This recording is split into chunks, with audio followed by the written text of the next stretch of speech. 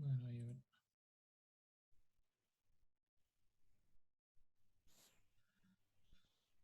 ¿Qué tal, Gabriel? Buenas tardes. Vamos a esperar a tus compañeros que se conecten para seguir. Bueno, entonces aguantemos unos minutos. Ahí ya se están conectando. Para que uno más se conecte y seguimos. ¿Qué tal, muchachos? ¿Cómo va el audio de la clase? ¿Se escucha bien? ¿Sí se escucha bien? Un poco despacio, creo que se escucha. ¿Sí? Pero sí, se escucha bien. ¿Se escucha mejor o...? A ver, tengo un programa que me ayuda a mejorar el audio.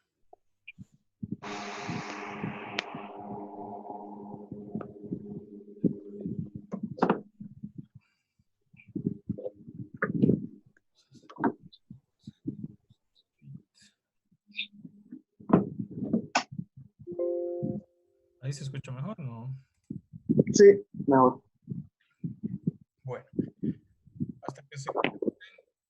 Ya estamos en... A ver, ¿dónde está esto? Espera un ratito, por favor. Este programa ratos... ahí estamos bien. Listo, ok. Ya, ahora sí. Listo, hola, hola. Ya. Vamos a continuar con el tema de almacenes e inventarios. Estamos viendo en primer lugar todo lo que es referido a almacenes, o sea, la parte operativa y la parte de diseño. Vamos a ver algunas formas de planificar el almacén. Y también ahí se van a dar cuenta que necesitamos información de inventarios. ¿Qué quiere decir inventarios? O sea, ¿en qué se diferencia almacenes de inventarios?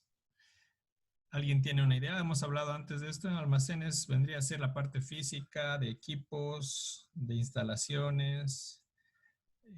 Equipos me refiero a montacargas, a transpalets, a todo lo que sea que sirva para manipular las cargas, ¿no?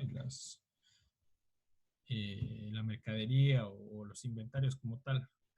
Inventarios nos referimos a la metodología para saber cuánto vamos a comprar de cada ítem en función a la demanda, en función a los costos. Entonces, esa es la diferencia. O sea, almacenes es más operativo y son instalaciones físicas, o sea, son cosas tangibles. Inventarios nos referimos a cómo se calculan las cantidades de del producto que necesitamos, o del insumo, o de lo que pensamos gestionar. ¿Sí? Entonces, ahí más o menos hace la diferencia. Entonces, vamos a arrancar hablando mucho de almacenes. Ya hemos hablado en realidad una parte, vamos a seguir hablando solo de almacenes. Y en la segunda parte de este tema, ya vamos a hablar de inventarios, de cómo calcular cuánto pedir y en qué momento pedir, de acuerdo a qué tipo de insumo estamos hablando. Y eso se complementa también con la parte de compras, o sea, porque lo que calculemos en cuanto a inventarios es lo que tenemos que pasar el dato a compras para que ellos ejecuten la compra. Entonces, todo está relacionado. Entonces, es un enfoque por eso, desde el punto de vista de la cadena de suministro, es decir, todas las operaciones logísticas están ligadas. Ahora hablando ya del tema, estamos viendo de que hay diferentes funciones y cuánto implica en cuanto a costos para el almacén. Por ejemplo, recibir, en las estadísticas nos dicen que es aproximadamente un 18%, de acuerdo a generalizando. No es exactamente 18%, pero es un estudio que se ha hecho. Realizar la colocación y estibaje, o sea, quiere decir poner al lugar donde tienen que estar los productos o los insumos en el lugar del inventario, es como un 14%. Despachar una orden, es decir, generar un nuevo pedido, es un 50% y embarcar es un 18%. Entonces, esos costos nos referimos al costo del personal, la del tiempo. El costo del personal se refiere a tiempo y cantidad de personas, lo mismo que los equipos y las partes de las instalaciones.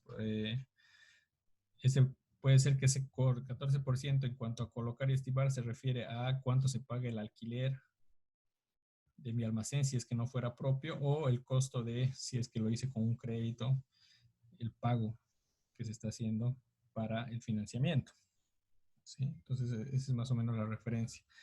Entonces, ya es a esta parte de costos ya es algo más específico que se tiene que tomar en cuenta para calcular esto. Lo vamos a ver en inventarios para calcular cada tipo de costo. Pero bueno, por el momento son referenciales y ya después vamos a utilizar esos costos para calcular cantidades de pedido. Estábamos hablando, sí, la anterior clase ya llegamos a hablar de esto, de la espina de pescado, que es como que cómo vamos a diseñar en función a todos estos requerimientos, ¿no? Necesidades de almacenaje, el diseño como tal, el layout, cuánto necesitamos de cada tipo de subproceso. De acuerdo al flujo que tengamos, tenemos que calcular el espacio que necesitamos para la recepción, para el despacho, para el almacenaje. Y también las instalaciones de administración. Es decir, si necesitamos algunas oficinas administrativas, algún lugar donde se tenga que poner los equipos, las estivas y todo lo que se necesite. Estivas, cuando hablo de estivas o pallets, son sinónimos, por si acaso. O sea, si digo estivas o pallets, cualquiera de los dos es lo mismo, digamos, ¿no? Por si acaso, para que se vayan acostumbrando. Igual también hay que ver las restricciones de suministro, es decir, cómo nos llega nuestra mercadería. Si nos llegan camiones grandes, camiones pequeños, entonces vas a ver el parqueo, qué tanto tan grande tiene que ser. Si hacemos pedidos grandes y si nos llega de un proveedor extranjero, entonces nos va a llegar un container y ese container tenemos que ver cómo lo manipulamos dentro de las instalaciones. De pronto hay que partirlo antes, o sea, sacarlo, el contenido de un container en otro lugar y de ahí llevarlo a la zona de recepción. Pronto hay que hacer ese movimiento, entonces hay que ver todas esas consideraciones que son muy operativas, pero importantes, porque en el momento en el que tengan que ya operar, o sea, operar me refiero a descargar y empezar a acomodar para el almacenamiento y después volver a hacer los pedidos, se tiene que tomar en cuenta que todos los equipos estén coordinados para que se puedan manipular de una forma sencilla, que no estemos haciendo cosas extrañas con los montacargas, que las alturas estén de acuerdo a lo que uno necesita. Me refiero a las alturas, ahora vamos a ir viendo otras cosas, pero las alturas de las instalaciones de pronto se tiene un terraplén muy bajo, muy alto para el camión que va a llegar. Entonces, son muchos aspectos que yo les voy a ir contando, porque el espíritu de esta parte no es tanto que ustedes aprendan a diseñar, digamos, pero sí entiendan por qué están ahí, cuál es el objetivo. Entonces vamos a ir viendo eso. Después hay que mirar otra cosa importante, que es estratégico, es ver el tipo de sistema de almacenamiento que vamos a utilizar. Puede ser de ordenado, no sé qué quiere decir ordenado, quiere decir que tiene una posición fija y tiene ciertas ventajas que nos permite ver un control más sencillo, pero tiene inconvenientes porque utilizo poco de la instalación, el porcentaje de utilización es bajo y puede generar desorden al no poder ocupar ciertos espacios, pero tiene sus ventajas. Caótico quiere decir que utilizo el primer espacio que yo veo libre, lo utilizo. Es más difícil de controlar como desventajas, y como ventajas es que aprovechas más tus instalaciones porque estás ocupando el mínimo espacio requerido es el que vas a ocupar. Pues todas las posiciones se van llenando de acuerdo a cómo va llegando la mercadería.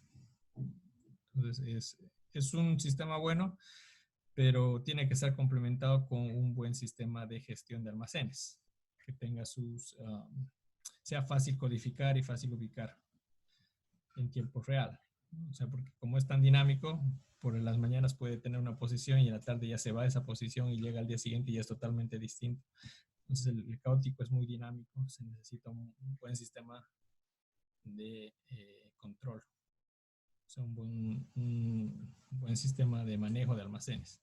Mientras que el ordenado es más artesanal, o sea, se puede utilizar menos tecnología con el ordenado, y con el caótico sí se necesita mejorar eso, tener más claro dónde está, y el problema son la dinámica que es, que cada día puede cambiar todo.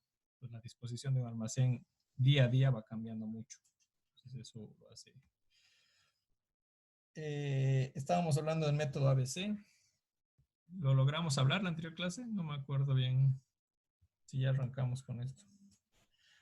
¿Se acuerdan ustedes, muchachos? Ya vimos esta diapositiva, ¿no? La que está en sus pantallas. Sí, la vimos, profe. ¿La vimos? Bueno, el ABC habíamos dicho de que ustedes lo pueden utilizar en costos, lo pueden utilizar en inventarios, lo vamos a utilizar de hecho, cuando ya hablemos de inventarios, porque ahorita estamos hablando de almacenes. Y ahora lo vamos a hablar y lo vamos a utilizar para definir qué ítems, qué productos son los que a mí me interesa más darles prioridad en la ubicación de mi layout. ¿A qué me refiero con esto? En este ejemplo, por ejemplo, tengo 3 tipos de artículos. Esto ya está codificado. O sea, esto ya está, ya sé cuáles son los A, cuáles son los B y cuáles son los C. En realidad son tipos de artículos. Yo puedo tener acá de A, no sé, dentro de esto, 10 ítems. Y en B puedo tener unos 20, como está acá. Y en C, pongámosle que tengo 100 tipos de ítems. Los demás 70 van a ser los que van a ocupar lo demás de los espacios. Pero a mí me interesa este grupo A y B, que de acuerdo a lo que yo analizo, son los grupos que me generan más movimiento. Porcentaje de salidas quiere decir que yo almaceno pensando en la siguiente operación, que va a ser mis preparación de pedidos o despachos. Entonces, los productos que más se mueven deberían tener las posiciones tipo A. Las que se mueven medianamente, que son un poco menos que las de A, o sea, tienen menos salidas, deberían ser las B, y las que menos se mueven, que se quedan quietas la mayoría del tiempo, deberían ser las tipo C. Y habíamos visto un layout de este tipo, que aquí están los tipo A, que están cerca de la zona de carga y descarga, tipo B, y las tipo C, que están al fondo. A esto también se llama diagrama de temperatura del almacén, se dice. ¿Por qué? Porque normalmente, bueno, acá no está tan bien los colores, pero normalmente acá se pone un color así como que caliente, rojo, normalmente. En la zona B es amarillo y acá azul, por acá, que son las más frías. Entonces, como que simulando un perfil de temperaturas, lo más caliente quiere decir que se mueve bastante.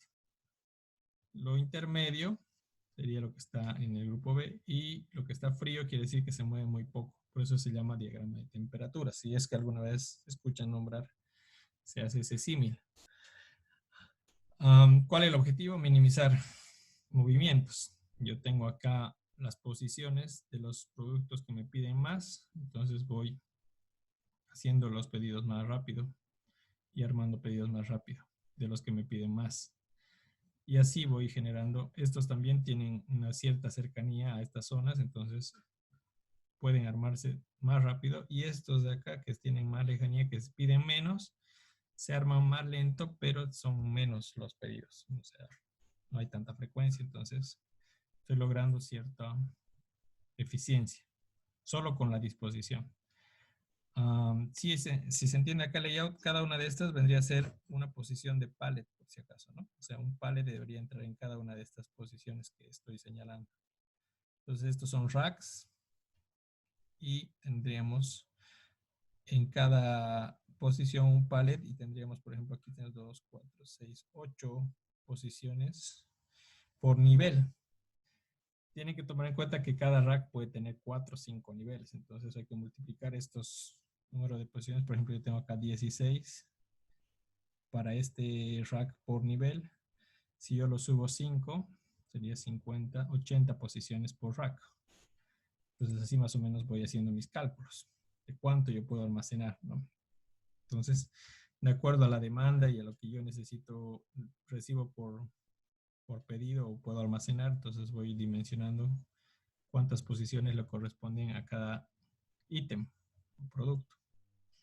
Entonces ahí es un juego entre demanda y proveedor. Cuánto me manda el proveedor, cuánto me demandan por día o cuánto yo almaceno por un determinado, no sé, semana, mes, de acuerdo a lo que yo me aprovisiono. Normalmente yo me aprovisiono por un tiempo entre un mes, semanas por lo menos, semanas a meses, dependiendo de dónde venga también el pedido. Si el pedido viene de lugar muy alejado, normalmente pido más, porque hasta que llegue tengo que tomar en cuenta ese tiempo que yo no voy a poder aprovisionarme, entonces me aprovisiono mucho para aguantar esos, no sé, si me voy a demorar un mes en aprovisionarme, por lo menos tengo que tener un mes y lo que yo estoy aprovisionando, aparte del tiempo de aprovisionamiento, un tiempo en el cual yo atiendo al mercado. Entonces yo puedo aprovisionarme si es internacional, digamos, de China, yo puedo tener un periodo que me dure 3 meses. Entonces, hasta que llegue es un mes, por decirles, y tengo 2 meses más de atender al mercado. Entonces, tendría 3 meses en total, hasta que vuelva a llegarme mi nuevo pedido. Entonces, ahí hay que hacer un cálculo y un balance de la cadena de suministro. Entonces, ustedes ven a la cadena de suministro como un proceso de producción, yo lo veo así, que cada uno de los eslabones es importante dimensionarlo adecuadamente para no tener ni sobredimensionamiento, es decir, que tenga demasiadas posiciones acá, ni esté corto y que me esté quedando sin stock antes de tiempo y tenga que volver a comprar o hacer operaciones que son fuera de lo necesario, digamos, si tú hubiera tenido una buena planificación. Entonces, eso.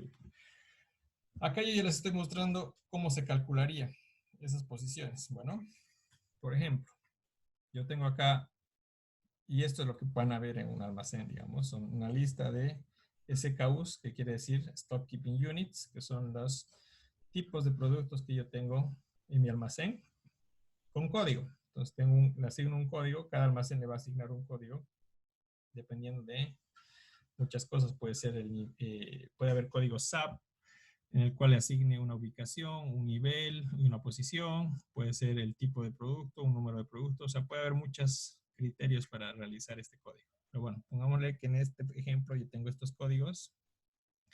Tengo una descripción. Realmente estoy hablando de una base de datos en el cual estoy mirando cuánto tengo de cada tipo de producto en mi almacén. Entonces esta es mi lista de productos.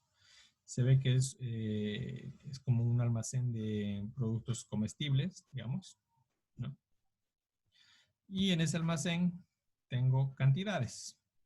Entonces, estas cantidades, ¿cuánto tengo de cada cosa? Puede ser de que mis unidades, yo tengo que ver, bueno, qué almaceno puede ser, no sé, cajitas de 100 unidades. Entonces, de esas cajas tengo todavía 77,000, o puede ser unidad. O sea, depende de yo tengo que especificar bien qué es lo que estoy almacenando. O cada pallet puede tener, no sé, 500 de estas unidades. Entonces, tengo que dividir esta cantidad entre 500 para saber cuántas posiciones estoy almacenando. Puede ser otra lógica. O sea, hay varios detalles que hay que ir viendo. En este caso estamos hablando de unidades como tal. Y estamos haciendo el conteo de cuánto sale y cuánto entra. Aquí hay que hacer una conversión que yo les hablé, me acuerdo, de la anterior clase, de en qué trabajan los de almacenes y en qué trabajan los de ventas. Entonces, ventas trabaja en unidades para el cliente, digamos, y almacenes puede trabajar en pallets. Entonces, hay que convertir, no sé, si ventas vende 2,000 unidades por día, eso hay que ver cuántos pallets Si digamos cada pallet, no sé, almacena 200, por decirlo, son 10 pallets. Los 10 pallets de mi almacén equivale a la demanda de un día, por ejemplo.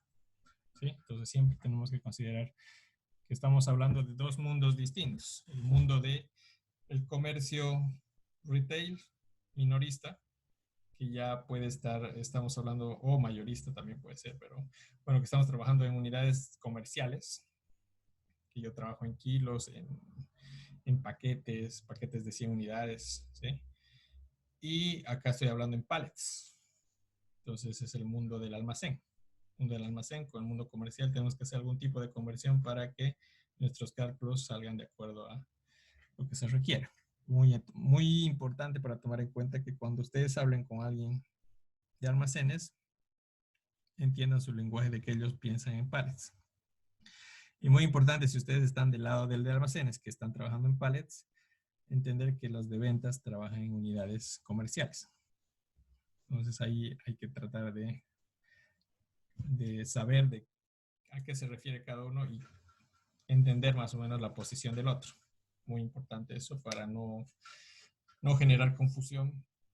A veces los de ventas exigen almacén y almacén tiene una capacidad que capaz no puede hacer todo lo que ventas le pide. Y al revés también, capaz de que almacén quiere que ventas evacúe su almacén rápidamente y ventas está trabajando en otras cantidades que no son las que almacén puede manejar. Entonces a veces se satura, tiene muchos pedidos y ahí es lo que pasa de que hay un desbalance en la cadena de suministro. Si yo pido mucho y no estoy pudiendo evacuar, o sea, vender, y ventas está tratando de acomodar, pero no es siempre tan sencillo, entonces hay un desbalance de lo que yo me estoy aprovisionando con lo que yo estoy vendiendo. Eso puede pasar también por condiciones externas. Por ejemplo, en estos momentos, con estas condiciones de pandemia, debe haber muchos almacenes estocados o sobreestocados. ¿Qué quiere decir eso? Que su producto no está llegando a venderse en el ritmo que se estaba planificando. Un ejemplo mucho más tangible que se ha visto en las noticias y todo es el petróleo, por ejemplo. El petróleo estaba trabajando a niveles normales hasta diciembre, enero. O sea, estaba produciendo a full. Entonces la cadena de suministro del petróleo ha sufrido un cambio drástico. ¿Qué ha pasado?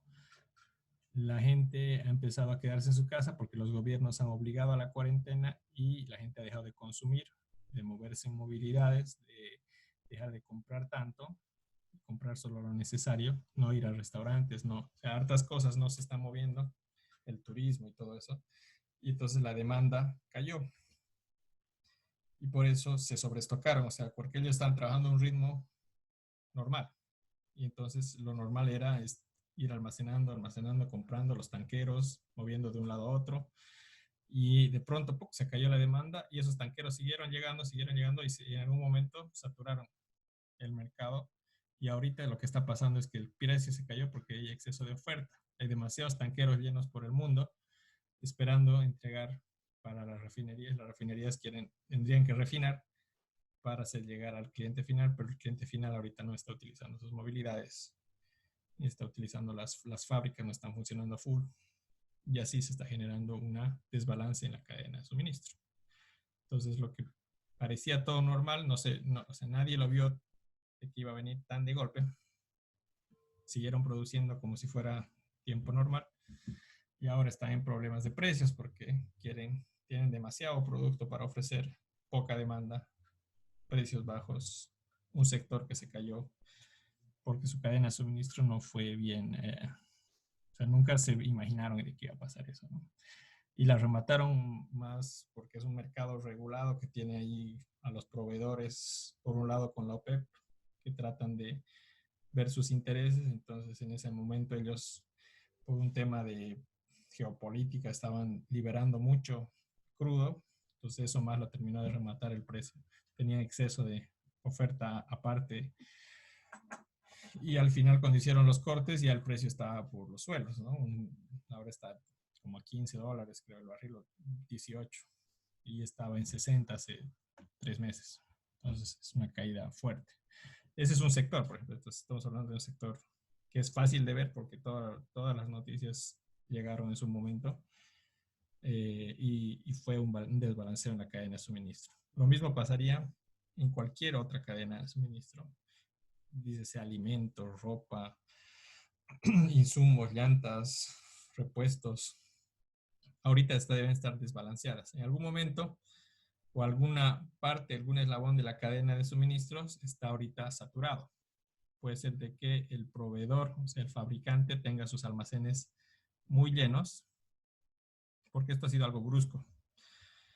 O puede ser de que el intermediario, el distribuidor, tiene ahorita sus almacenes sobreestocados porque no está pudiendo vender. Entonces, en algún lado está viendo este desbalance y los almacenes son parte del desbalance.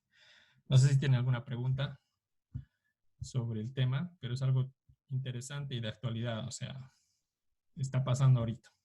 Si ustedes se dan cuenta, lo que estamos estudiando es muy importante para las empresas de que funcione bien engranado. O sea, el hecho de... Entonces, lo que, Sí, la bajada, digo, el problema que ha habido con el precio del petróleo ha influido mucho un mal manejo de la cadena de suministro. sí, al no ver la magnitud de lo que es una pandemia, que la gente que está al frente, digamos, los de la OPEP y todo, no se imaginaron cómo iba a pasar, qué iba a pasar. Entonces nunca bajaron el pie del acelerador, siguieron produciendo como si todo fuera normal.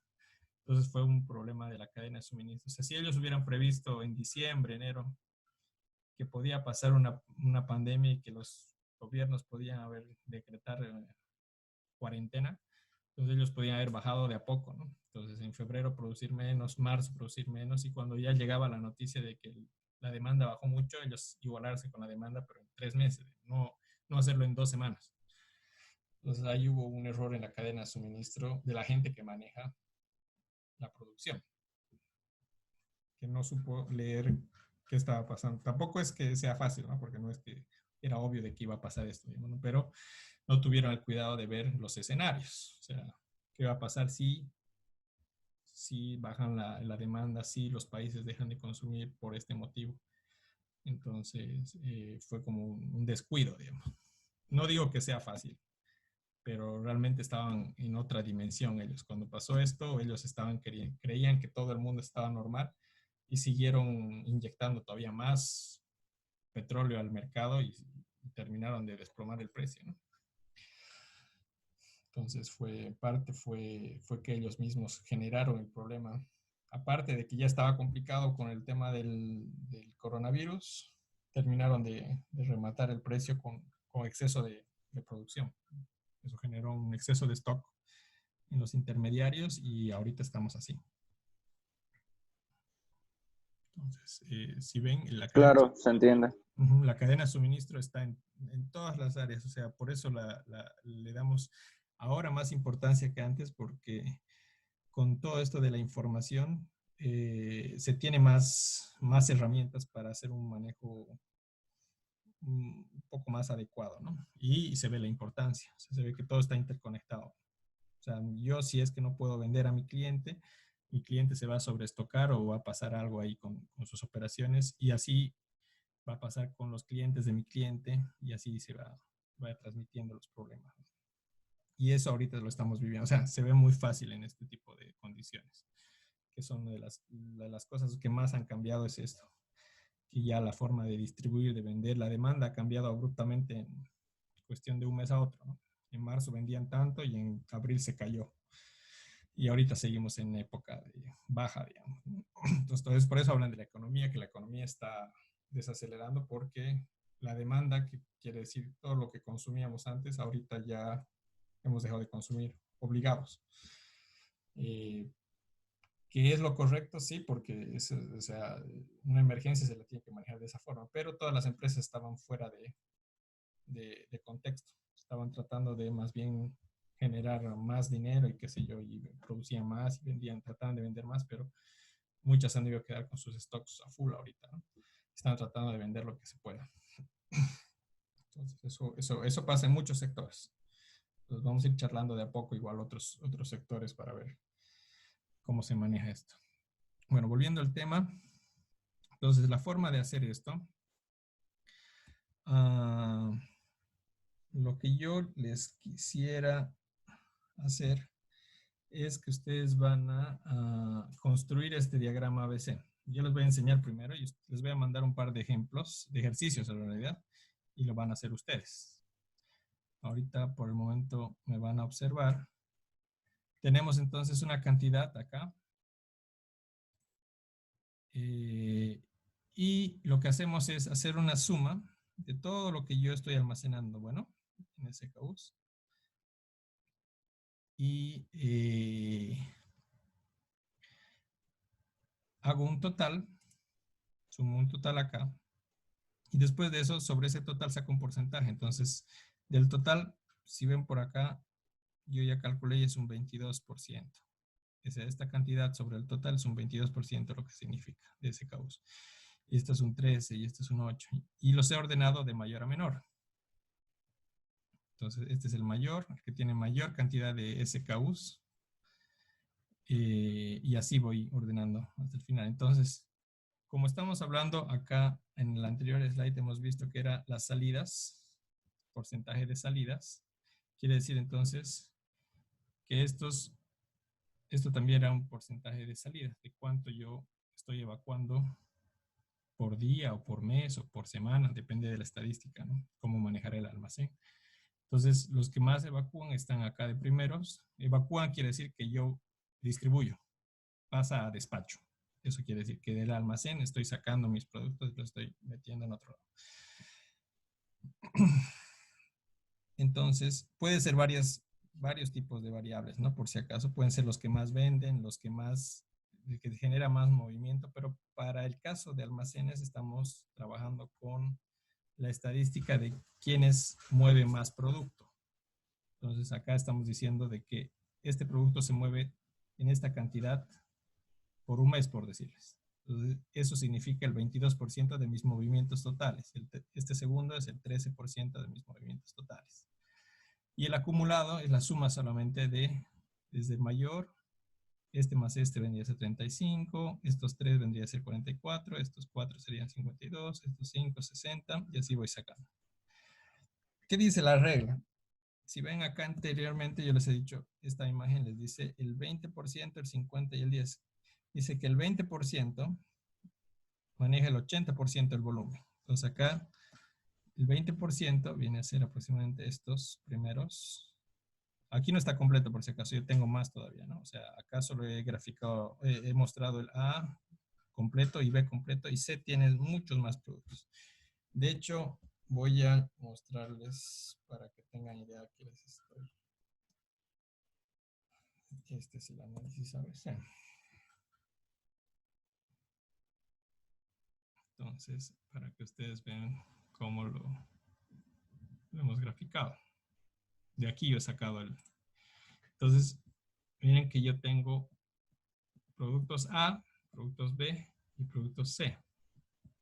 Los C son mucho más, siempre es así, la regla es esa, de que los menos son los A, pero son los que generan más movimiento, en este caso. Entonces, en total yo tengo, miren, 342.524. Ese es mi total de productos movilizados en este mes, pongámosle. Y de esos he ido calculando cuáles son los más importantes y ordenado. ¿Cómo he hecho eso? Bueno, les voy a enseñar más o menos cómo he trabajado esto. ¿Ustedes han trabajado con filtros en Excel alguna vez? No. Ustedes para trabajar con filtros, se vienen acá a datos y utilizan estos comandos que son ordenar por ciertas. Pueden poner acá filtro y se van a poner acá unos flechitas para abajo.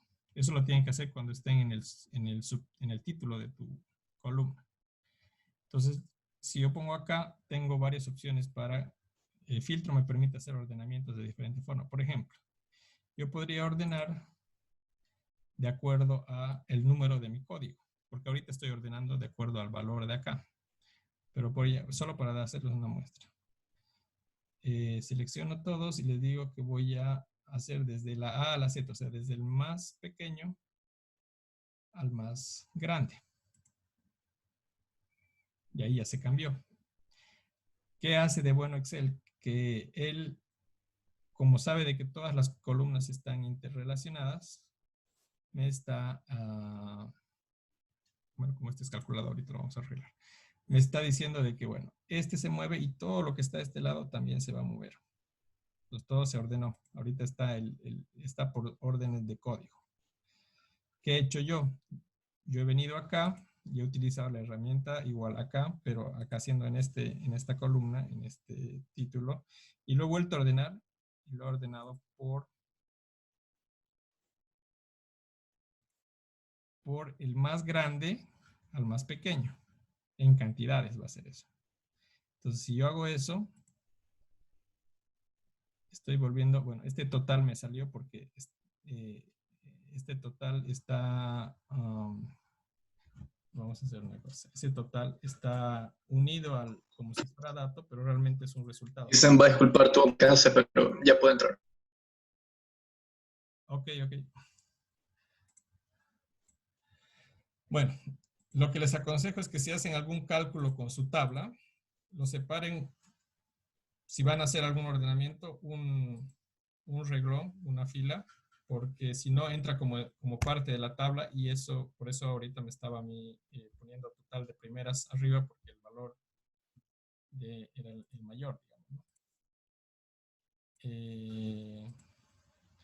Entonces, lo que voy a hacer es ahorita, si han visto que ahorita estoy ordenado por valor del código. Ahora, yo no quiero ordenar por eso, porque ese sería un orden que no me sirve. Me sirve para este gráfico que yo ordene por cantidad.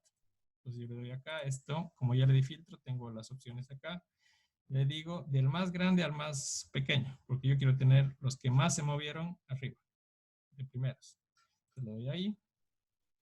Nada, total sigue molestando. Bueno, no importa, total lo vamos a sacar. Entonces, ese total lo voy a borrar, solo lo voy a utilizar después, lo voy a borrar ahora, para que no me genere esa... No debería generarme. Ok. Y ahorita vamos a volver a calcular todo esto. Solo lo vamos a ordenar.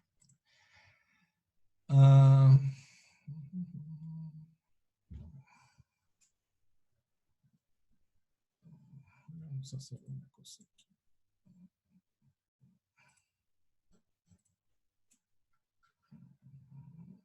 Ok. Estoy volviendo a ordenar entonces. Desde el más largo. Me sigue saliendo total. Como si es que está calculando. Sí, como está calculando, lo que voy a hacer es llevar este total para este lado. Como está ligado por referencia, no me va, ahora sí no debería molestar. Y hago el ordenamiento de arriba para abajo. Listo, ya está. Bueno, ahora ya hice el ordenamiento que tenía al inicio. ¿Qué quiere decir? Que yo tengo el que más se movió está arriba y así sucesivamente.